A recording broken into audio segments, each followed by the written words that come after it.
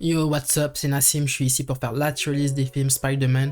C'est le bon moment d'en faire une parce que le film Spider-Verse va sortir cette semaine et le jeu Spider-Man 2 va sortir sur PlayStation d'ici peu. Et aussi parce que Spider-Man c'est le meilleur super-héros. Juste le fait qu'il habite à New York, c'est un W. Et si ça l'est pas pour toi, on sait déjà qu'est-ce que tu consommes. It's okay. I know you smoke dope. Et on va commencer par le GOAT qui est le tout premier Spider-Verse. Ce film-là, je pense que je l'ai vu 3-4 fois tellement il respire la jeunesse. En fait, Miles, il va un peu être victime des problèmes qu'on avait aussi au secondaire. Donc, les problèmes de puberté, le problème avec les filles, et il écoute de la musique hip-hop, une musique de jeunes.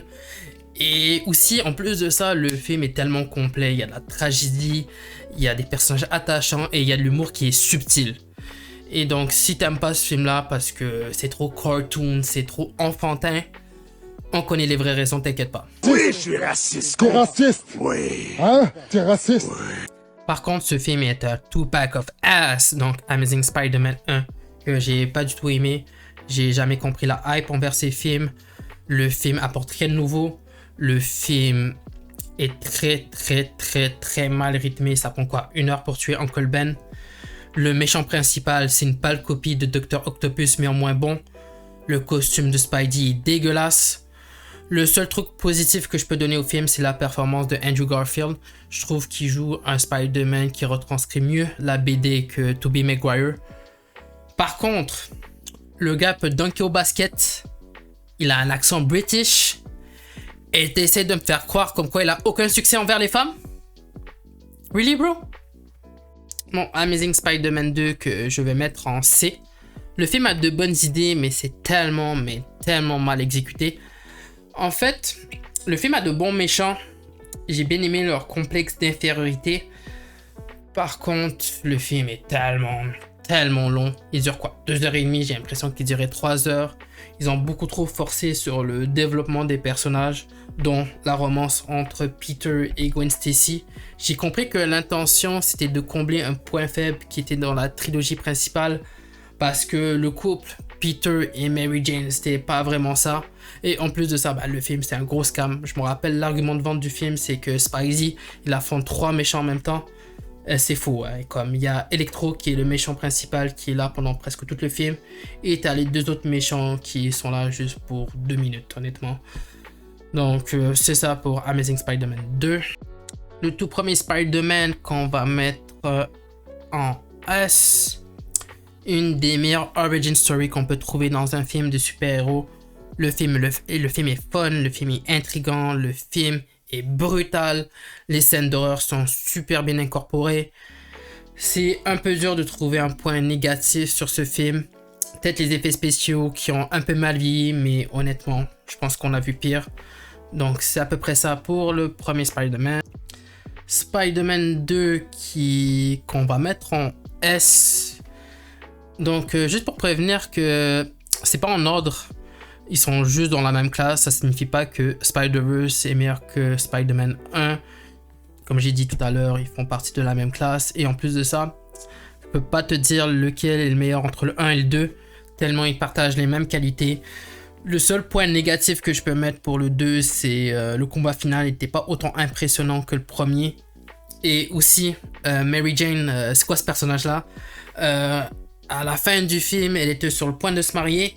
Mais dès qu'elle a appris que Peter c'était Spider-Man, tout d'un coup, elle ruine son mariage pour s'accoupler avec Peter.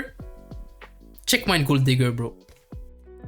Spider-Man 3. Donc, moi, je me rappelle quand je l'ai vu au cinéma avec mon père. On est sorti de la salle et j'ai dit à ce moment-là à mon père, je pense qu'on a atteint le sommet du cinéma. Tu ne trouveras pas un meilleur film que Spider-Man 3. Et mon père, il faisait semblant d'être d'accord. Il me disait, ouais, je suis d'accord avec toi, mon fils. Mais dans sa tête, je pense qu'il voulait me faire la fessée avec sa ceinture. Parce que mon père, il a de très bons goûts cinématographiques. Son film préféré, c'est Taxi Driver. Et je le peins pas parce que c'est un très bon film. Donc, pour Spider-Man 3, moi, j'ai de bons souvenirs envers ces films. Parce que j'ai fait un marathon de films Spider-Man avant que No Way Home sorte. Et honnêtement, le film a bien commencé. La scène avec la bague était nice. La scène de combat entre l'homme sable et Spider-Man en symbiote qui était vraiment cool à regarder. Mais après ce combat-là, en fait, le film barre totalement couille. La symbiote à la fin du film, on sait vraiment pas qu'est-ce que c'est exactement. Il y a vraiment eu un manque de développement concernant ça.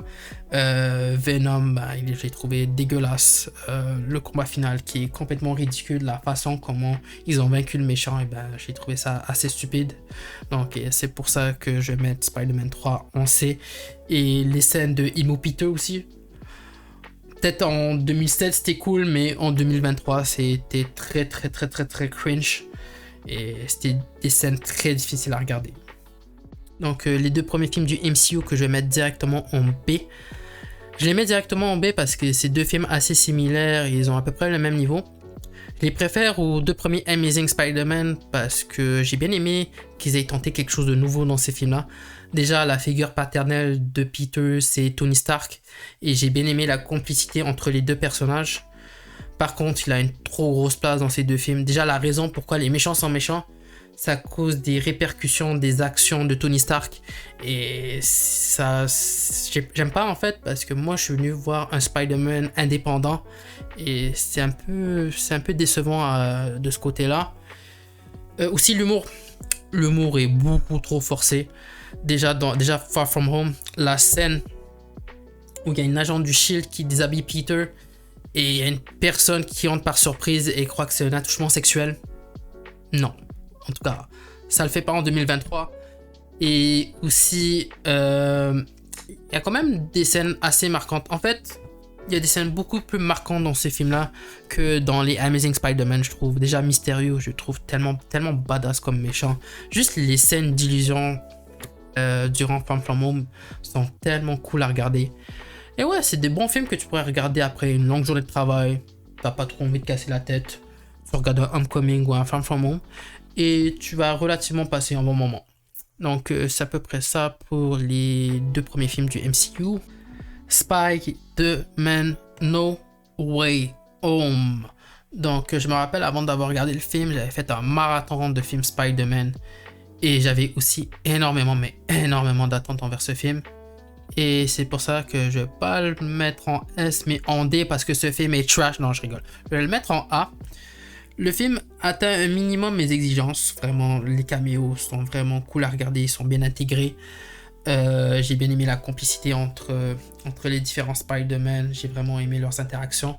Ça sonnait pas forcé. Ça sonnait vraiment naturel. Ça se voyait qu'ils avaient vraiment eu du fun sur le plateau. Les méchants, la plupart sont vraiment cool. Dr. Octopus, ça fait plaisir de le revoir. Electro, j'ai trouvé qu'ils ont vraiment amélioré Electro dans ce film-là. Et le Gobelin Vert, qui a vraiment volé le show dans ce film-là. Et qui a fait une très bonne performance. Et en plus, l'acteur, je le trouve super badass. Par contre, il y en a d'autres. Déjà, l'homme sable, pas fan. Et aussi, le pire, je dirais, c'est le reptile. Honnêtement, c'est quoi ce CGI ridicule qu'on a mis sur lui? Honnêtement, moi, ce que j'aurais aimé voulu voir, c'était Harry Osborn dans Amazing Spider-Man 2. Je trouve qu'il avait du potentiel dans ce film-là. J'aurais aimé le voir dans No Way Home. Et ouais, et pour une fois, tu vois un Tom Holland responsable, parce que dans Far From Home et dans Homecoming, c'était pas vraiment ça. Vraiment, c'est le Spider-Man le plus irresponsable parmi toutes les Spider-Man au cinéma. Et ouais, c'est à peu près ça pour No Way Home. Donc un petit bonus, donc Venom, que je vais mettre en C. Donc pour ce film-là, j'ai pas grand-chose à dire parce qu'il est vraiment oubliable, j'ai vraiment peu de souvenirs sur ce film-là.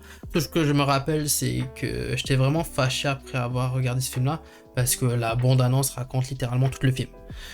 Donc ouais, c'est à peu près ça pour Venom. Donc si vous avez aimé la vidéo, mettez un like. Si vous voulez voir plus de vidéos de ce genre, dites-le moi dans l'espace commentaire. C'est une petite vidéo avant les grosses vidéos qui arrivent. Et donnez un feedback dans les commentaires, ça aide grandement la chaîne. Et je vous dis peace.